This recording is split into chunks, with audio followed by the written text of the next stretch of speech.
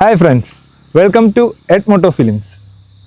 ഇന്ന് നമ്മൾ സംസാരിക്കാൻ പോകുന്നത് the brand new Xpulse 210.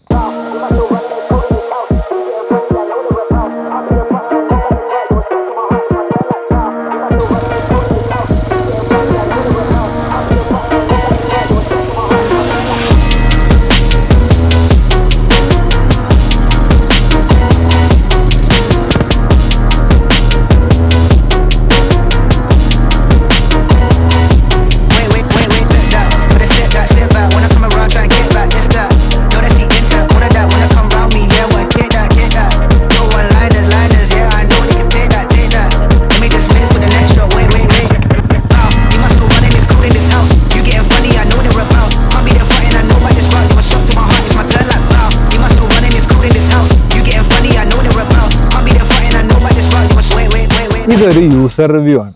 User review എന്ന് പറഞ്ഞിട്ടുണ്ടെങ്കിൽ നമ്മൾ സംസാരിക്കാൻ പോകുന്നത് ഇന്ന് ഇതിൻ്റെ സ്പെക്കിനെ കുറിച്ചോ അല്ലെങ്കിൽ ടെക്നിക്കാലിറ്റീനെ കുറിച്ചോ ഒന്നുമല്ല.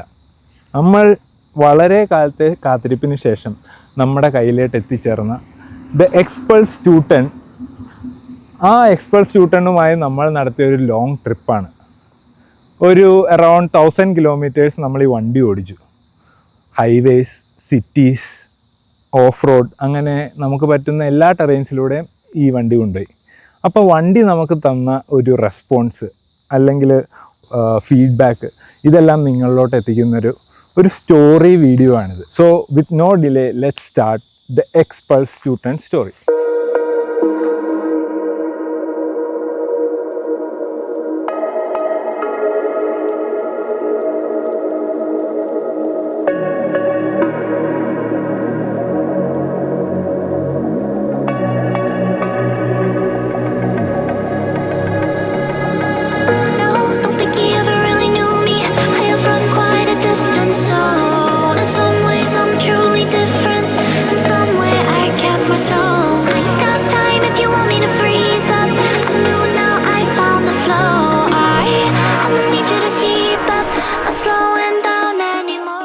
ബാംഗ്ലൂരിൽ നിന്നുമാണ് നമ്മൾ റൈഡ് സ്റ്റാർട്ട് ചെയ്തത്.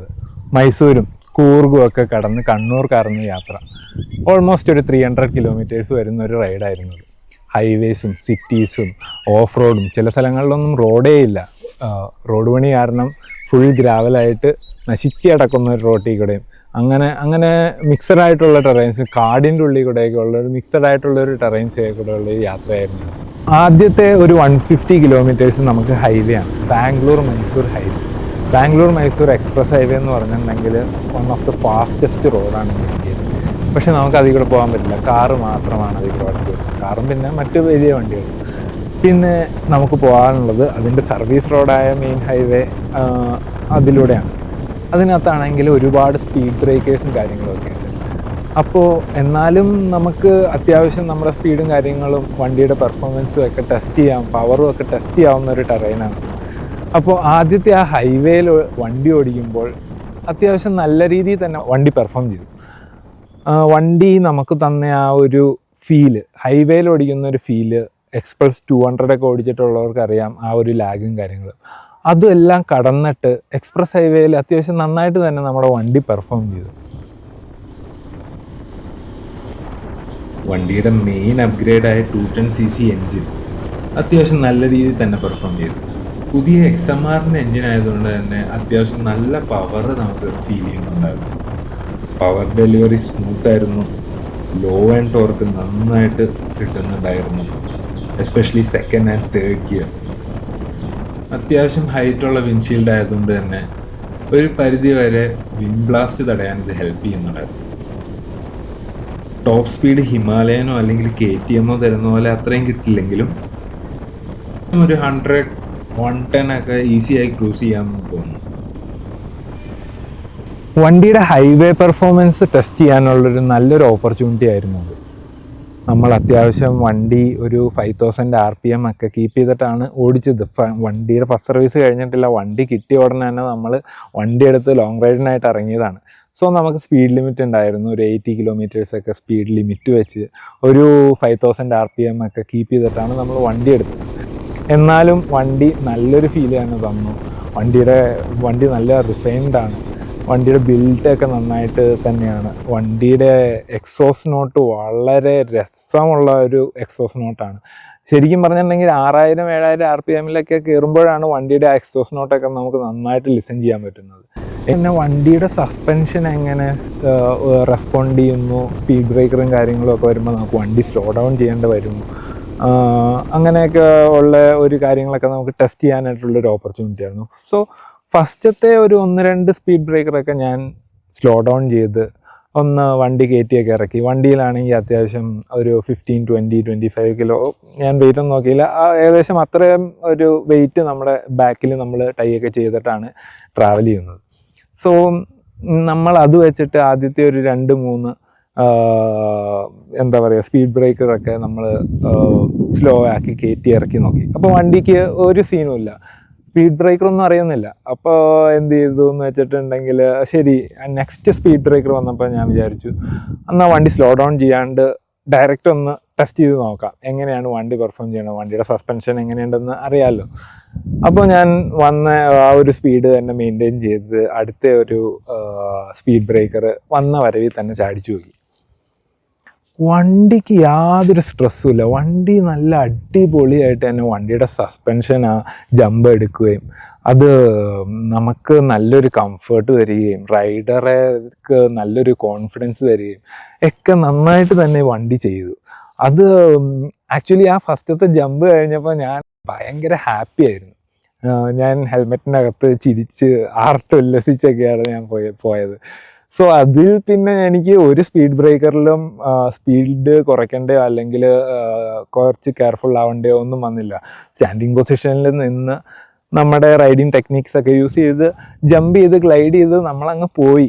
അങ്ങനെ ഒരു നല്ലൊരു സസ്പെൻഷനാണ് ഇതിനകത്ത് കൊടുത്തിട്ടുള്ളത്. എനിക്ക് തോന്നുന്നത് ഇതിൻ്റെ മെയിനായിട്ടുള്ള ലിങ്കേജ് സസ്പെൻഷനും ഇതിൻ്റെ ലോങ് ട്രാവലും ഒക്കെ അതിന് ഭയങ്കരമായിട്ട് ഹെൽപ്പ് ചെയ്യുന്നുണ്ട്.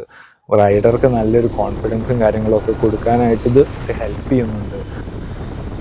പിന്നെ സിറ്റി കൂടെ റൈഡ് ചെയ്യുമ്പോഴാണെന്നുണ്ടെങ്കിലും വണ്ടി അത്യാവശ്യം നന്നായിട്ട് തന്നെ പെർഫോം ചെയ്തു. സ്ലിപ്പർ ക്ലച്ചും കാര്യങ്ങളൊക്കെ ഉള്ളതുകൊണ്ട് ലാഗോ അല്ലെങ്കിൽ ഒരു ഡിലേയോ ഒന്നുമില്ല. നമുക്ക് ലോ ആൻഡ് ടോർക്ക് ഉള്ളതുകൊണ്ട് അത്യാവശ്യം ഡൗൺ ഷിഫ്റ്റ് ചെയ്യേണ്ട, പെട്ടെന്ന് ഗിയർ ഷിഫ്റ്റ് ചെയ്യേണ്ട കാര്യവുമില്ല. പിന്നെ വണ്ടി ലൈറ്റ് വെയിറ്റ് ആയതുകൊണ്ട് ഏതീ കൂടെ വേണമെങ്കിലും വണ്ടി എടുത്തുകൊണ്ട് പോകാം. കുഴികളോ സ്പീഡ് ബ്രേക്കേഴ്സോ ഒന്നും ഒരു വിഷയമല്ല. പിന്നെ വണ്ടി ലിക്വിഡ് കൂൾ ആയതുകൊണ്ട് തന്നെ ഹീറ്റിംഗ് ഒന്നും ഒരു വലിയ ഇഷ്യൂ ആയിട്ട് എനിക്ക് തോന്നുന്നില്ല. ഉണ്ടായിരുന്നു, അത്യാവശ്യം കുറച്ച് ചൂടൊക്കെ ഉണ്ടായിരുന്നു നോർമലി എല്ലാ വണ്ടിക്കും ഉള്ളതുപോലെ. പക്ഷേ വലിയ രീതിയിൽ അതെനിക്ക് അഫക്റ്റ് ചെയ്തില്ല. ഞാൻ നോർമൽ ജീൻസും നോർമൽ പാൻസും ഒക്കെ ഇട്ടാണ് വണ്ടി ഓടിച്ചത്. സോ എനിക്ക് ഒരു വലിയൊരു ഹീറ്റിംഗ് ഇഷ്യൂ ആയിട്ട് എനിക്ക് തോന്നിയില്ല.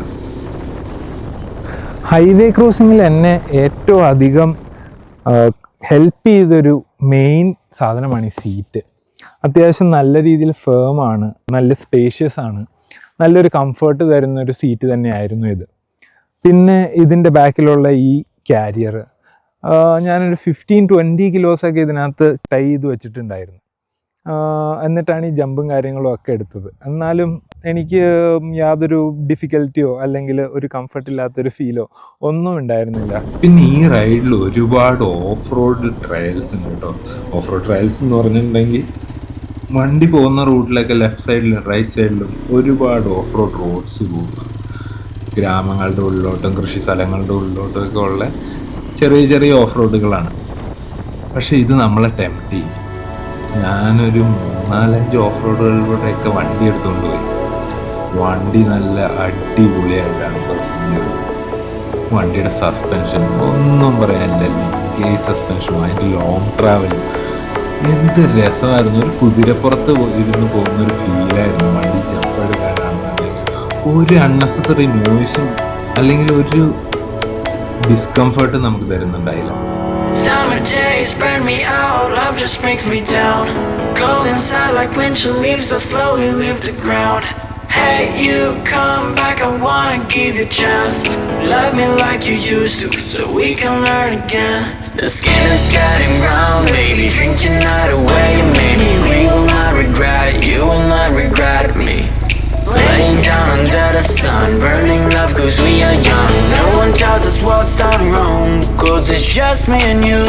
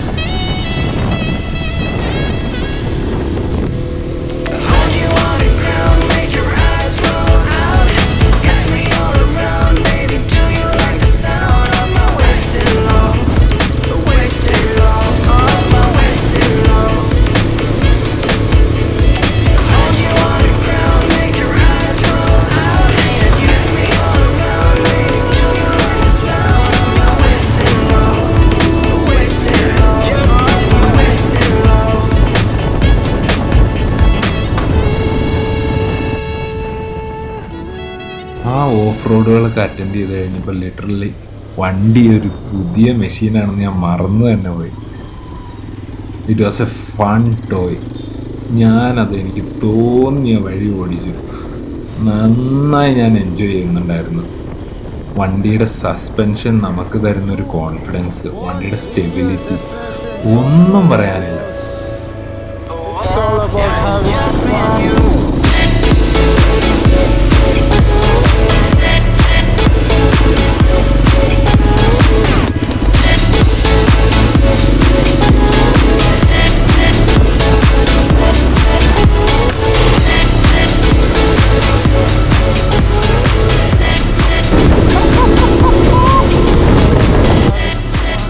നിങ്ങൾ ഈ വണ്ടി എടുക്കുകയാണെങ്കിൽ നിങ്ങളെ ഏറ്റവും കൂടുതൽ സന്തോഷിപ്പിക്കാൻ പോകുന്ന ആ സസ്പെൻഷനും അതിൻ്റെ സ്റ്റെബിലിറ്റി ആയിരിക്കും. നിങ്ങൾ ഒരു പ്രോ ആവണമെന്നില്ല, നിങ്ങളൊരു ബിഗിനർ ആണെന്നുണ്ടെങ്കിൽ തന്നെ അത്യാവശ്യം കുറച്ച് വണ്ടിയിൽ കൺട്രോളും അത്യാവശ്യം ഓഫ് റോഡുകളൊക്കെ പോകുന്നൊരു വ്യക്തിയാണെന്നുണ്ടെങ്കിൽ വണ്ടി നിങ്ങൾക്ക് തരുന്നൊരു ഫൺ, ഒരു അഡ്രിനാലിൻ റഷ് ഉണ്ടല്ലോ. ഒയ്യോ, എനിക്കത് പറയാൻ പറ്റില്ല. നിങ്ങൾ ഓടിച്ച് നോക്കി തന്നെയാണ്.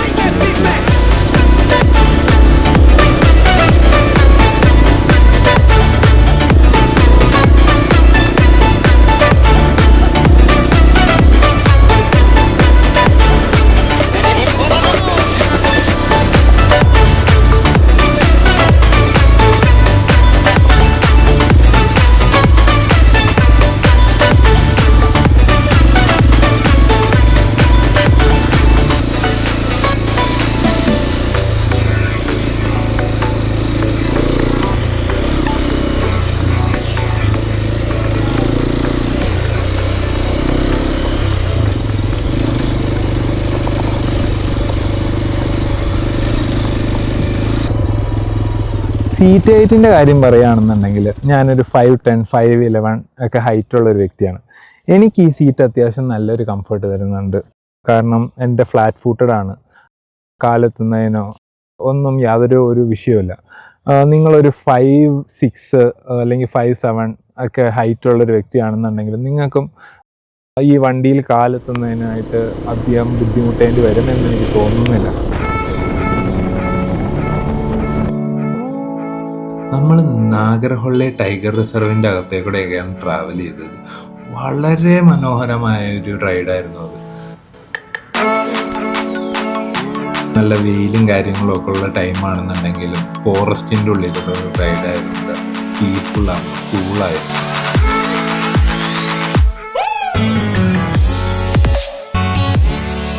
സ്പീഡ് ബ്രേക്കേഴ്സ് നമുക്കൊരു വിഷയമല്ലാത്തതുകൊണ്ട് തന്നെ ഇതിൻ്റെ അകത്തുള്ള സ്പീഡ് ബ്രേക്കേഴ്സൊക്കെ നമ്മൾ ചാടി ഗ്ലൈഡ് ചെയ്ത് പോയി.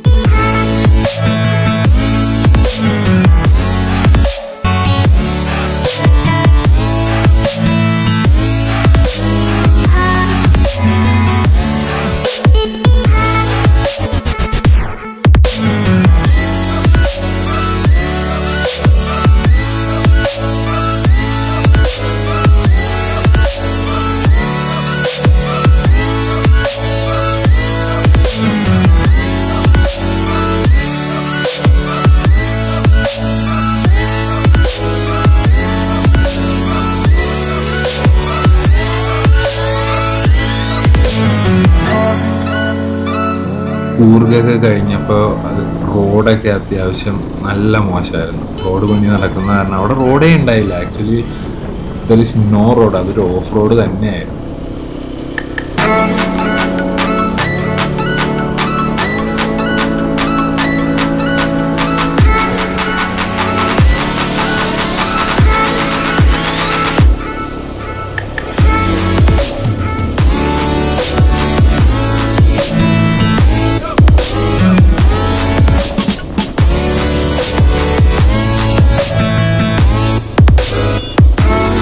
കൂടെ ബാക്കി ഒരു 1-2 റൈഡേഴ്സിനെയൊക്കെ ഞാൻ വഴിയിൽ കണ്ടു. അല്ലെങ്കിൽ അത്യാവശ്യം വേറെ വണ്ടികളൊക്കെ ഉണ്ടായിരുന്നു. അവരൊക്കെ സ്ലോ ചെയ്ത് അത്യാവശ്യം 20 കിലോമീറ്ററിലൊക്കെ ട്രാവൽ ചെയ്തുകൊണ്ടിരിക്കുമ്പോൾ നമ്മളതൊരു 40-50 ഒന്നും അറിയാണ്ട് ജസ്റ്റ് സ്റ്റാൻഡിങ് പൊസിഷനിൽ ബായ് എന്ന് പറഞ്ഞാണ് ആ റോഡിലൂടെ പോകുന്നത്. വണ്ടി ചുമ്മാ കില്ലർ. ആ സമയത്ത് വണ്ടി നമുക്ക് തന്നൊരു ഹാപ്പിനെസ് ഉണ്ടല്ലോ, അയ്യോ അത് വേറെ ലെവലാണ്.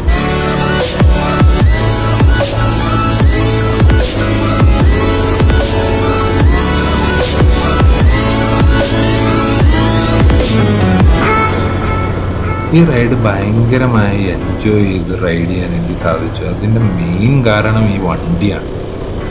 ഈ വണ്ടി തന്ന കോൺഫിഡൻസ് ആണ്.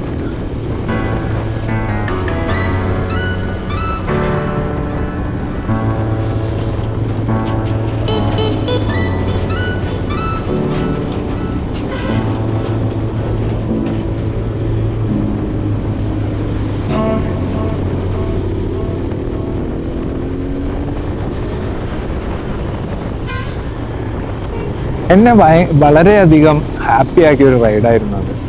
ഓൾമോസ്റ്റ് ഒരു 600 കിലോമീറ്റേഴ്സ് 2 വേ.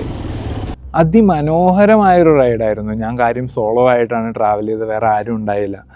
എങ്കിലും ഞാൻ വളരെ എൻജോയ് ചെയ്ത് ഹാപ്പി ആയിട്ട് പോയൊരു റൈഡായിരുന്നു അത്. അതിൻ്റെ മെയിൻ കാരണം ഈ വണ്ടിയാണ്. വണ്ടി നമുക്ക് തന്നൊരു റെസ്പോൺസ്, വണ്ടിയുടെ എന്താ പറയുക, നമുക്ക് തന്നൊരു കംഫർട്ട്, കോൺഫിഡൻസ് എല്ലാം വളരെ നന്നായി തന്നെ ഞാൻ എൻജോയ് ചെയ്യുന്നുണ്ടായിരുന്നു. അതെല്ലാം എന്നെ വണ്ടിയുമായിട്ട് ഇനിയും കൂടുതൽ റൈഡുകൾ പോകാനും കാര്യങ്ങൾക്കും ഒക്കെ ഹെൽപ്പ് ചെയ്യുന്ന ഒരു മെയിൻ ഇതായിരുന്നു. ഞാൻ യാതൊരു രീതിയിലും ടയേർഡോ അല്ലെങ്കിൽ മടുത്തു പോകുന്നൊരവസ്ഥയോ അങ്ങനെയൊന്നും ഉണ്ടായിട്ടില്ല. വണ്ടിയിൽ കയറിയിരിക്കുമ്പോൾ കമോൺ ലെറ്റ്സ് ഗോ, ഇനിയും നമുക്ക് ഒരുപാട് യാത്രകൾ പോകാം, അല്ലെങ്കിൽ ഇനിയും നമുക്ക് ഒരുപാട് ദൂരങ്ങൾ കവർ ചെയ്യാം എന്നുള്ളൊരു നമ്മുടെ കൂടെയുള്ളൊരു കമ്പാനിയൻ പോലെയായിട്ടാണ് എനിക്ക് ഈ വണ്ടി ഫീൽ ചെയ്തത്. Road presence of this bike, അതാണ് എടുത്തു പറയേണ്ട വേറൊരു കാര്യം. ഞാൻ വണ്ടി ഓടിച്ച് ഈ ഡിസ്റ്റൻസ് പോയിക്കൊണ്ടിരുന്നപ്പോൾ എന്നോട് ഒരുപാട് പേര് വണ്ടി നിർത്തുമ്പോഴാണെന്നുണ്ടെങ്കിലും വണ്ടി സ്റ്റോപ്പ് ചെയ്ത് ബ്രേക്ക് എടുക്കുമ്പോഴാണെന്നുണ്ടെങ്കിലും ഒരുപാട് പേര് എൻ്റെ അടുത്ത് വന്നിട്ട് വണ്ടീനെ പറ്റി ചോദിക്കുകയും വണ്ടി നോക്കി നിൽക്കുകയും നല്ല രീതിയിൽ ആൾക്കാരുടെ റെസ്പോൺസ് ഉണ്ടായിരുന്നു വണ്ടിക്ക്. ഒരുപാട് എക്സ്പ്രസ് 200 റൈഡേഴ്സ് വന്ന് നമ്മുടെ അടുത്ത് വണ്ടീനെ കുറിച്ച് ചോദിക്കുകയും അവർ വണ്ടി കാണാനൊക്കെ ആയിട്ട് ആക്ച്വലി വെയിറ്റിംഗ് ആണ്. നമ്മൾക്ക് ബാംഗ്ലൂരിൽ ആക്ച്വലി ഇത് നേരത്തെ അവൈലബിൾ ആയിട്ട് കിട്ടി, ബട്ട് ഒരുപാട് സ്ഥലത്ത് ഈ വണ്ടിയുടെ ടെസ്റ്റ് ഡ്രൈവ് പോലും വന്നിട്ടില്ല.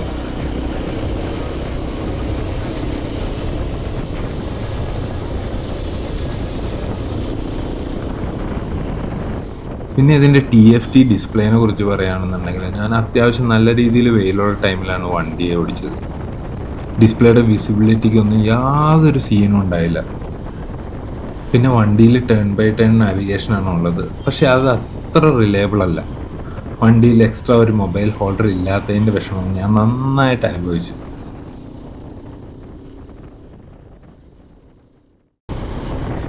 പിന്നെ മൈലേജിനെ കുറിച്ച് പറയുകയാണെന്നുണ്ടെങ്കിൽ നിങ്ങൾക്കുള്ള ഒരു മെയിൻ ഡൗട്ടായിരിക്കും, ഇത്രയും പെർഫോമൻസും കാര്യങ്ങളൊക്കെ തരുന്ന ബൈക്ക് മൈലേജ് തരുമോ? സർപ്രൈസിംഗ്ലി എനിക്ക് 43 കിലോമീറ്റേഴ്സ് വരെ മൈലേജ് കിട്ടി എന്നുള്ളതാണ് അത്ഭുതം. ഞാൻ ഷോക്കായിപ്പോയി. I didn't expect this much. ഞാനൊരു 35, 37 ഒക്കെ മാക്സിമം, 38 ഒക്കെ മാക്സിമം, 40 കിട്ടിയാൽ 40 കിട്ടുമെന്നൊന്നും എനിക്ക് യാതൊരു എക്സ്പെക്റ്റേഷനും ഉണ്ടായില്ല. പക്ഷെ 42, 43 എൻ്റെ കിളി പോയി. ഒരു ഓൾ ഇന്ത്യ റൈഡെല്ലാം നടത്തുന്ന ഒരാൾ കൂടുതൽ പുതിയ പുതിയ റോഡുകൾ, ഓഫ് റോഡുകൾ, ഫോറസ്റ്റ് റോഡുകൾ, കാടുകൾ, മലകൾ, കുന്നുകൾ ഇതെല്ലാം കയറി നടന്ന് എക്സ്പ്ലോർ ചെയ്യാൻ ആഗ്രഹമുള്ളൊരു റൈഡർക്ക് എടുക്കാൻ പറ്റിയൊരു ബെസ്റ്റ് വണ്ടിയായിട്ടാണ് എനിക്കിത് ഫീൽ ചെയ്തത്. കാരണം ലോങ് റൈഡ്സിനാണെന്നുണ്ടെങ്കിൽ അത്യാവശ്യം നല്ല രീതിയിൽ തന്നെ വണ്ടി നമുക്ക് കംഫർട്ട് തരുന്നുണ്ട്. അതുകൊണ്ട് നമുക്കൊരു ലോങ് ഡിസ്റ്റൻസ് എല്ലാം ട്രാവൽ ചെയ്യാം. അത് കഴിഞ്ഞിട്ട് അവിടെയുള്ള ഓഫ് റോഡുകളൊക്കെ നമുക്ക് എക്സ്പ്ലോർ ചെയ്ത് പുതിയ ടെറൈൻസൊക്കെ കണ്ടെത്തി അതിൽ കൂടെയൊക്കെ വണ്ടി കൊണ്ടുപോയി അങ്ങനെ വണ്ടി ഒരു പ്ലേഫുള്ളായിട്ടുള്ളൊരു ഫൺ രീതിയിലൊക്കെ കൊണ്ടുപോയി നടക്കാൻ പറ്റുന്ന ഒരു വ്യക്തിയാണ് നിങ്ങളെങ്കിൽ നിങ്ങൾക്ക് ആപ്റ്റായിട്ടുള്ളൊരു വണ്ടിയാണ് ഇത് എന്നാണ് എനിക്ക് തോന്നുന്നത്. കാരണം ഈ ഒരു ബഡ്ജറ്റിൽ നമുക്ക് ഇതെല്ലാം കവർ ചെയ്ത് ട്രാവൽ ചെയ്യാൻ ലോങ് ഡിസ്റ്റൻസും ഓഫ് റോഡും സിറ്റി റൈഡും എല്ലാം കൂടിച്ചേർന്നൊരു കോമ്പാക്റ്റ് ആയിട്ടുള്ളൊരു പാക്കേജായിട്ടാണ് ഹീറോ നമുക്ക് ഈ വണ്ടി തന്നിട്ടുള്ളത്. And underneath the rows of trees, I will see you where the ocean meets the sky. Under your toes, the fire grows. You are ready for a different kind of life. You're silent, bold, the wind is cold. You must return to the wild. You're silent, bold, the wind is cold. You must return to the wild, wild, wild, wild.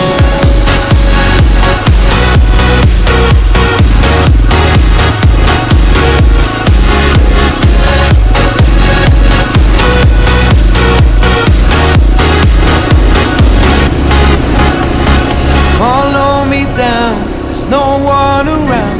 Lay back and take your socks and shoes right off. That natural light is so damn polite. Can make you feel just like you were young. ഇനി നിങ്ങളുടെ main ക്വസ്റ്റ്യനുള്ള ഉത്തരം, ഈ വണ്ടി value for money ആണോ? നമ്മൾ കൊടുക്കുന്ന കാശിനുള്ളത് ഉണ്ടോ? ഈ പറയുന്ന പവറും കാര്യങ്ങളും ഒക്കെ ഉണ്ടോ? ഇത് 200 യൂസേഴ്സ് ഇത് 200 വിറ്റിട്ട് ഈ വണ്ടി മേടിക്കണോ? അല്ലെങ്കിൽ ഒരു ഹിമാലയനോ KTM ഒക്കെ എടുക്കാൻ പോകുന്ന ആൾക്കാർ ഈ വണ്ടി എടുക്കണോ എന്നുള്ള മെയിൻ ക്വസ്റ്റ്യനാണ്. സോ എൻ്റെ ഒരു യൂസർ റിവ്യൂ, അതായത് ഇത്രയും നാൾ ഓടിച്ചിട്ടുള്ള ഒരു എക്സ്പീരിയൻസ് വെച്ചിട്ട് ഈ വണ്ടി കംപ്ലീറ്റ്ലി വാല്യൂ ഫോർ മണി ആണ്. കാരണം വണ്ടി നല്ല രീതിയിൽ തന്നെ ഹൈവേയിൽ പെർഫോം ചെയ്യുന്നുണ്ട്, സിറ്റിയിൽ പെർഫോം ചെയ്യുന്നുണ്ട്, ഓഫ് റോഡിൻ്റെ കാര്യം പിന്നെ പറയേ വേണ്ട. ഓഫ് റോഡ് ഒക്കെ നല്ല രീതിയിൽ തന്നെ ഈ വണ്ടി നന്നായിട്ട് പെർഫോം ചെയ്യുന്നുണ്ട്. പക്ഷേ ഇതൊരു 200cc വിറ്റിട്ട് മേടിക്കണോ എന്ന് ചോദിച്ചിട്ടുണ്ടെങ്കിൽ അതൊക്കെ കംപ്ലീറ്റ്ലി നിങ്ങളുടെ ഇഷ്ടമാണ്. കാരണം 200cc ആയിട്ടുള്ള എക്സ്പ്രസ് 200 തരുന്നതിനേക്കാൾ കൂടുതൽ പവർ ഇത് തരുന്നുണ്ട്. അപ്പോൾ ആ പവർ ലാക്ക് നിങ്ങൾക്ക് ഫീൽ ചെയ്യുന്നുണ്ടെങ്കിൽ നിങ്ങൾക്ക് ഓഫ് കോഴ്സ് ഈ വണ്ടി എടുക്കാം. അല്ല, ഇനി പുതിയതായിട്ടൊരു വണ്ടി മേടിക്കാൻ പോകുന്ന ആളാണ്, കൂടുതൽ ഓഫ് റോഡും കാര്യങ്ങളും ഒക്കെ ചെയ്യുന്ന ആളാണെന്നുണ്ടെങ്കിൽ നിങ്ങൾക്ക് ഈ വണ്ടി കറക്റ്റായിരിക്കും. പിന്നെ അത്യാവശ്യം ടൂറിങ്ങും കാര്യങ്ങളൊക്കെ, ഓഫ് റോഡിങ് മാത്രമല്ല, നിങ്ങൾ ഇച്ചിരി ലോങ് ഡിസ്റ്റൻസ് ഒക്കെ ട്രാവൽ ചെയ്യുന്ന ഒരു ടൂററും കൂടി ആണെന്നുണ്ടെങ്കിൽ ഇത് കംപ്ലീറ്റ്ലി രണ്ടും ഒരു നല്ല രീതിയിൽ തരുന്ന ഒരു പാക്കേജ് ആയിട്ടുള്ളൊരു വണ്ടിയാണ്. പിന്നെ KTM അല്ലെങ്കിൽ എന്താ നമ്മുടെ റോയൽ എൻഫീൽഡിൻ്റെ ഹിമാലയനോ ഒക്കെ എടുക്കുന്ന ആൾക്കാരാണെന്നുണ്ടെങ്കിൽ അത് അവരുടെ ഇഷ്ടമെന്നേ ഞാൻ പറയുള്ളൂ. കാരണം അത് ഡെലിവറി ചെയ്യുന്നൊരു പവർ അത് ഡിഫറെൻ്റ് ആണ്, ഇത് ഡെലിവറി ചെയ്യുന്നൊരു പവർ ഡിഫറെൻ്റ് ആണ്. സോ എന്നെ സംബന്ധിച്ച് ഞാൻ കൂടുതലായി ഓഫ് റോഡും കാര്യങ്ങളൊക്കെ പോകുന്ന ഒരാളാണ്. എന്നാൽ അത്യാവശ്യം ലോങ് ഡിസ്റ്റൻസും ഒക്കെ എനിക്ക് പോകണം. ഒരു 110 കിലോമീറ്റേഴ്സ്, ഒരു 100 കിലോമീറ്റേഴ്സിൽ എനിക്ക് ക്രൂസ് ചെയ്ത് പോകണം എന്നുള്ള ഒരാളാണ്. അപ്പോൾ എനിക്ക് ഈ വണ്ടി കറക്റ്റായിട്ടുള്ളൊരു ഫീലാണ് തന്നത്. ഞാൻ ഈ വണ്ടിയിൽ വളരെയധികം ഹാപ്പിയാണ്.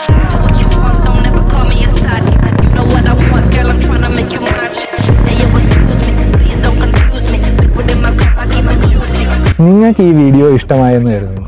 നിങ്ങൾക്ക് ഈ വീഡിയോ ഇഷ്ടമായിട്ടുണ്ടെങ്കിൽ നിങ്ങളുടെ സപ്പോർട്ട് ലൈക്കായും ഷെയറായും നമുക്ക് തരിക. നിങ്ങളുടെ ഫ്രണ്ട്സിനെല്ലാം നിങ്ങൾ ഈ വീഡിയോ ഷെയർ ചെയ്ത് കൊടുക്കുക. എക്സ്പൾസ് എടുക്കാൻ ആഗ്രഹമുള്ളവർക്കും 200 ഓടിച്ച് നടക്കുന്നവർക്കും 210cc എടുക്കണോ വേണ്ടോ എന്ന് ആലോചിക്കുന്നവർക്കും എല്ലാവർക്കും ഈ വീഡിയോ ഷെയർ ചെയ്ത് കൊടുക്കുക. ഇനിയും ഒരുപാട് വണ്ടി സംബന്ധമായ മോഡിഫിക്കേഷനും വണ്ടി സംബന്ധമായ ട്രാവലോഗുകളും പിന്നെ പല വണ്ടികളുടെ റിവ്യൂവും കാര്യങ്ങളും ഒക്കെ ആയിട്ട് നമ്മൾ ഇനിയും പുതിയ പുതിയ കണ്ടൻസ് കൊണ്ടുവരാൻ ശ്രമിക്കുന്നതാണ്.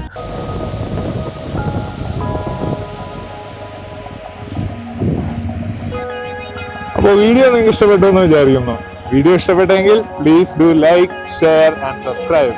അപ്പോൾ അടുത്തൊരു എപ്പിസോഡുമായി വരുന്നവരെ പീസ് ഔട്ട്.